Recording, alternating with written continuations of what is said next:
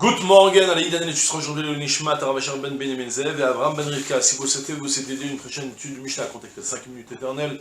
Nous étudions Masechet Shuvit, Perik Bet, Mishnah Teta, B'Tsalim, Asarissim, Ufol Amitri, Shemana Mehem, Maim, Shloshim Yom, Lifnei Rosh Hashanah, Mit Asrin Leshe'avar, Umutarin Bashviit, Vimlav Asurin Bashviit, Umit Asrin Leshana Abar.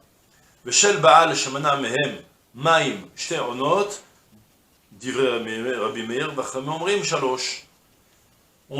je rappelle d'abord une notion qu'on a vue pour les légumes en général. Les légumes, ou plutôt il y a les légumineuses, il y a les voiles, les céréales. On s'intéresse dans notre Mishnah à savoir dans nos Mishnayot, à partir de quand on considère que les fruits qui poussent appartiennent à la nouvelle année ou ils appartiennent à l'année précédente. D'accord, on avait parlé des arbres, sur la Hanata, le moment où ils ont bourgeonné. Là, on s'intéresse maintenant dans les légumes.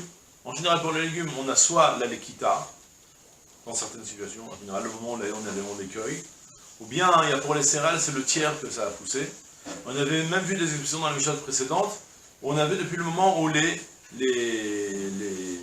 plantes sont enracinées. D'accord? Maintenant, on a une nouvelle Mishnah qui va me dire comme ça. Excusez-moi. D'abord, une notion très nécessaire pour bien comprendre ce qui se passe. C'est que, c'est une expression qu'on rencontre fréquemment, les yirakot gedelim al kol maim. Si en général pour les légumes, je te dis que tu vas selon la lekita, le moment où tu les cueilles, c'est parce que les légumes, ils ont la particularité de grandir constamment avec l'eau. Si on supprime l'eau des légumes, ils arrêtent leur pousse. Donc puisqu'ils poussent grâce à la nouvelle eau, disons, imaginez, on a un légume, on avait un concombre qui était planté pendant la fin de la 6e année, on est entré dans la 7e année. Le concombre, s'il n'est pas alimenté constamment, il va finir par se sécher et tomber. Donc, pour pouvoir continuer à être maintenu constamment, il a besoin de recevoir de l'eau. D'accord? Je ne connais pas dans les détails concrètement, parce que je n'ai pas tellement fait d'agriculture dans ma vie, mais en tout cas, comme ça que j'ai compris des sfarim qui expliquent les notions, c'est que les yirakot gedelim al kol maim, ils ont besoin constamment de l'eau. C'est l'expression que la Gemara utilise. Et pas rov maim. Maintenant.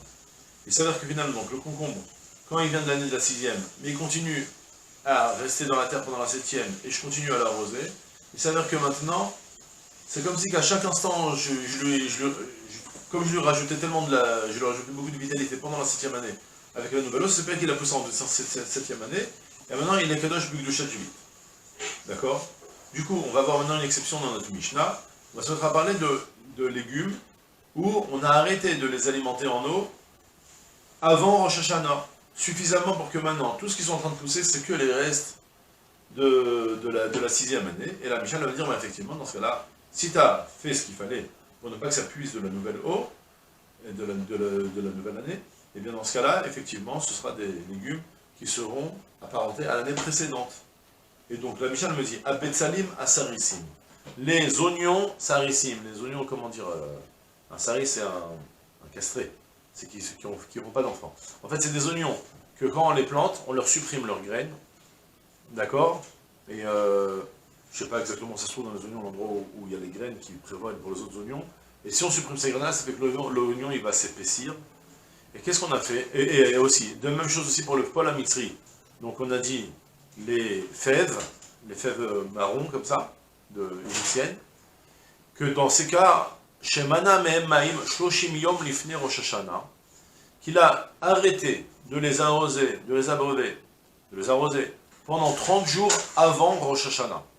Donc depuis Rosh Chodesh Elul, il n'a plus arrosé son pol amitri, ou il n'a plus arrosé son batsal saris.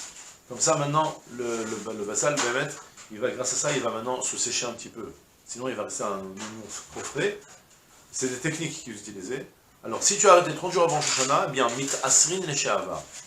Leur devoir de prélever le maaser, il sera apparenté selon l'année précédente. Soit, les années 1, 2, 4, 5, c'est maaser Sheni, 3 à 6, maaser Ani. Donc, tu sors de la 2e année, tu rentres dans la 3e année, les 30 jours avant Rosh Hashanah, tu as arrêté de les arroser, eh bien, même si tu calcules après que c'est devenu le maaser Ani, réellement, tu prendras le maaser Sheni parce que c'est l'année précédente. C'est apparenté à l'année précédente. D'accord? Ou Moutarin Bashvit, ils seront même permis pendant la Shemitah parce qu'ils s'appellent. Ce sont des fruits qui viennent de la 6e année. Ils ne sont plus apparentés à la 7e année. Vimlav, par contre, s'il n'a pas interrompu l'arrosage, donc il a continué à les arroser pendant les 30 jours même qui précèdent Rosh Hashanah, Dans ce cas-là, Asurin Bashvit, ils deviennent interdits pendant l'année de la Shemitah, soit parce qu'ils prennent un statut de Sfichim, on expliquera mieux, mais en général les légumes, pendant la Shemitah, ils ont plus. Ou bien, sans rentrer dans les détails, ouais, on n'a qu'à dire Asurin Bashvit, ils sont concernés avec toutes les halachot de Juif. Ils sont peut-être consommables aussi, c'est possible. On aura l'occasion d'approfondir plus précisément c'est quoi le décret des Sfichim. Mais en tout cas, ce qui vient de l'année, de la 6e année qui en est la 7e, donc tu as continué à les arroser, sache qu'ils prennent un statut de Shemitah. D'accord? Et de même aussi au Mitasrin Neshana Abba, il faudra les prélever selon l'année de taxe à prélever. Est-ce que c'est Maaser Sheni ou bien c'est Maaser Ani? Ça, c'était Veshel Baal. Shemana Mehem, une petite seconde, parce que là, oui. D'accord.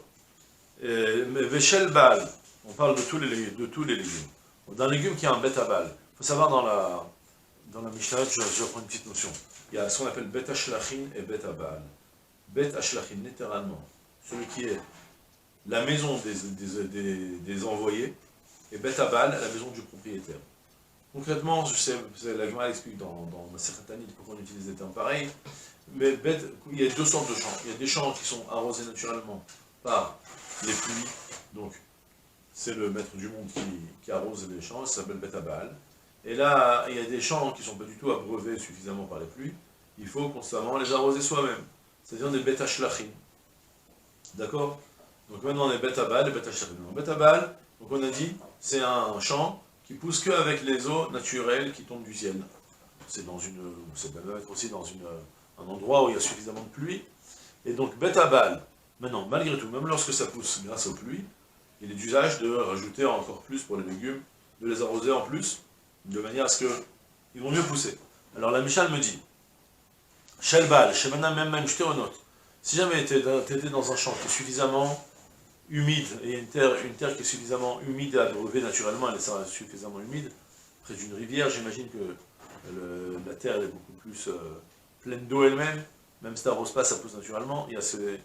Alors dans ce cas-là, il faudra que si tu as l'usage de les arroser en plus pour renforcer les pousses, et là, tu t'es arrêté avant la Shemitah, ou bien avant l'année précédente, tu as arrêté pendant deux onotes, c'est pas 2 saisons, c'était 2 zmanim où on avait l'habitude d'arroser. Soit, imaginez qu'un Bet Baal, par exemple, tous les 10 jours, on fait un arrosage.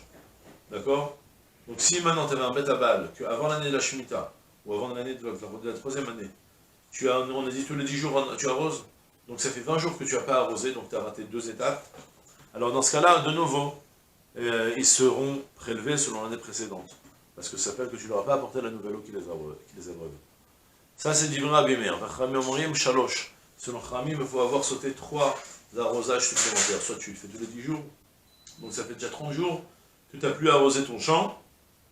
Dans ce cas-là, quelle que soit l'espèce qui va pousser, ce ne sera plus imposé par les lois de Shemitah, ou bien si tu es dans l'année de la 2e, tu rentres dans la 3e année, ça prendra un statut de la 2e année, pas de la 3e. D'accord? Et voilà, c'est tout pour aujourd'hui. Je te souhaite une journée pleine de Slachakol tout.